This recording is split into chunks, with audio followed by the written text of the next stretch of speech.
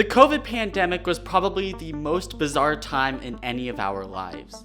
Many people felt socially isolated, and many people lost their jobs. And pretty much every mental disorder you can think of during this time increased during the 2020 pandemic. Based off extensive research from the CDC, the pandemic exponentially increased in mental disorders, mostly among school students. School closures led to significant learning losses that we still feel to this day.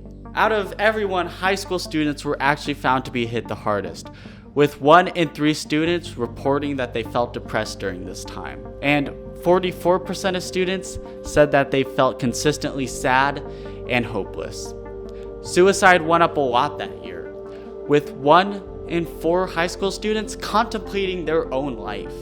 Self-harm doubled in 2020, and even worse, access to school mental health resources was even harder to access than ever. So what were students to do? For younger kids, the same exact trends were noticed. 45% of parents reported that their children's social skills got much worse, and that their children had a pretty hard time readjusting to school after the pandemic.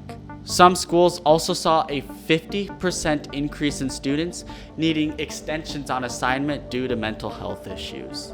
A common argument on Twitter was that locking children down caused more harm than the coronavirus itself did, because drug overdoses surged to an increase of 40 to 120% that year. And sadly, for a lot of children, this damage is permanent and still affects them to this day. Imagine being in first grade and not being able to learn math skills or reading skills because you were locked behind a laptop for your day at school. This loss of a year still follows children to this day. In the year of 2020, K-12 enrollments took a 2.7% decrease. As for middle school and high school students, a lot of them weren't prepared for college or high school. And as a result from this loss of learning, chronic absences were very common because kids could easily get away with not showing up to school. And this habit never recovered. Chronic absences have continued to rise since 2020.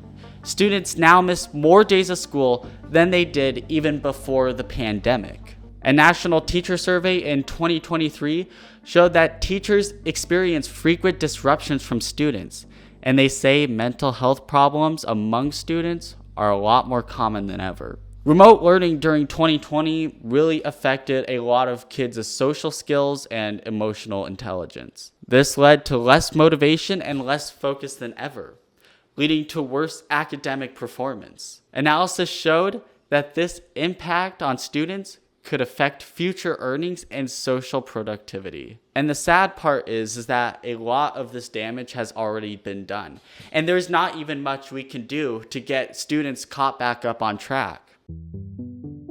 It's now been 5 years since the peak of the pandemic, and we all hoped that learning, absences, and everything else would return back to normal, but sadly, it's not. And since the damage among academic performance and chronic absences among students hasn't been fixed, it most likely never will be. Recent CDC studies show that there has been some improvement though. Major depression dropped from 18% in 2023 to 15% in 2024, with college students reporting less rates of depression for the 3rd year straight. So there's some progress, but unfortunately there is a downside, because this is still much higher than before 2020. Around 40% of teens report feeling ongoing sadness and hopelessness, especially girls and LGBT members. And experts warn the pandemic's isolation amplified pre-existing trends that haven't fully reversed.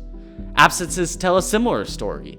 The peak chronic absences were at 30%, but have improved to 24%. But this is still double pre-pandemic levels. At urban districts, absences to this day still remain over 30% in some school districts. And the habit of simply skipping school has stuck with a lot of families since 2020. But the worst statistic is by far academic learning. Because despite billions of dollars in funding, students to this day still average a grade level lower than they really are. Reading skills have stalled nationwide, and kids who were in the early days of elementary school still haven't made a full recovery in math and reading. And experts say those gaps could follow into adulthood, affecting college readiness, jobs, earnings. A lot of schools are trying to help these kids, but to no avail. So sadly for these people, the damage might already be done. So now what? We saw that attendance and mental health quality are at a steady decline, which is great. And if we continue, hopefully these levels will be lower than pre-pandemic levels. But the saddest part is the learning lost for sure. Some students will absolutely recover and continue to excel and go beyond their grade level, but most won't. And with the introduction of AI, learning could just decrease even further. This is a giant problem. But I guess the only thing you can do is to simply just continue learning. Because kids today have a giant advantage, and that is simply that you have all the information in the world very accessible to you on the internet through LLMs and everything like that. So it depends how you use those sources. If you use them for bad, you will fall behind. But if you use them for good, you will crush the competition. So what do you think? Will most kids just continue to use AI to take shortcuts through school? Or will they be used to learn new skills that can really help in life? That part is entirely up to you.